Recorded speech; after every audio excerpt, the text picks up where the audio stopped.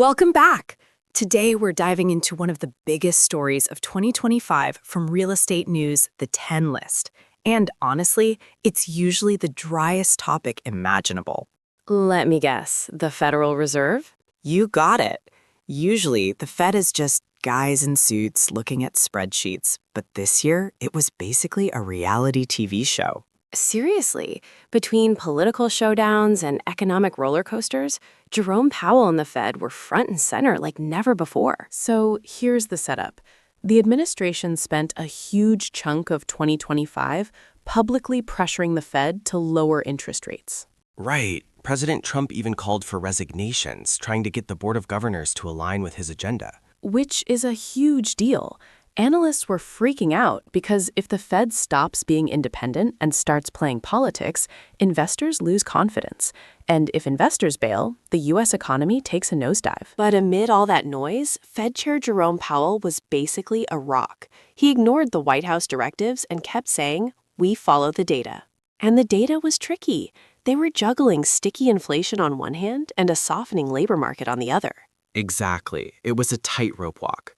They actually held off on cutting rates early in the year because the economy looked too strong. That delay hurt, though. Remember January? The 30-year fixed mortgage rate topped 7%. Ouch. Yeah, it stayed above 6.6% all the way until August. And it didn't help that the administration announced those sweeping Liberation Day tariffs in April. That just reignited inflation fears and made the Fed's job even harder. Then the vibes shifted. By summer, the Fed started worrying more about the labor market weakening. Finally! We got that first rate cut in September, then 2 more cuts in October and December. Which is impressive considering they were flying blind for a bit. There was a federal government shutdown that actually cut off their access to key economic data, but they made the cuts anyway. So what did that do for homebuyers? Well, mortgage rates eventually settled around 6.2% by the end of the year. Better than 7%, but still not cheap. And even though Fannie Mae and Freddie Mac stepped in to buy bonds and help lower rates, affordability is still a nightmare. Yeah, the rate drop wasn't enough to undo the massive run-up in home prices. Economists are saying 2026 is going to be another tough year for affordability. Now we have to talk about the drama. It wasn't just about rates, it got personal. Oh, the Lisa Cook situation. That was wild. FHFA Director Bill Pulte accused Fed Governor Lisa Cook of mortgage fraud and referred it to the DOJ. And Trump actually tried to fire her. That's the first time a president has tried to remove a standing Fed governor. Legal experts were screaming, you can't do that. It goes back to that independence thing. If investors think the Fed is firing people just to please the president, they stop buying bonds. Inflation could come roaring back.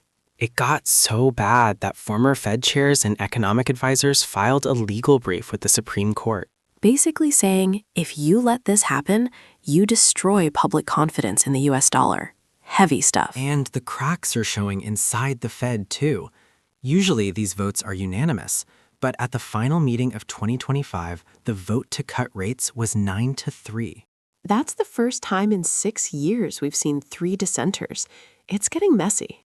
And with Powell's term ending in May 2026, the central bank could look totally different a year from now. So what's the forecast? The Fed says they're taking a wait-and-see approach for 2026. Mortgage rates are expected to hover right where they are, but the big story is going to be the race to replace Powell. Whoever takes that seat has a tough job ahead, trying to find consensus in a room full of dissent. We'll definitely be watching. Thanks for listening.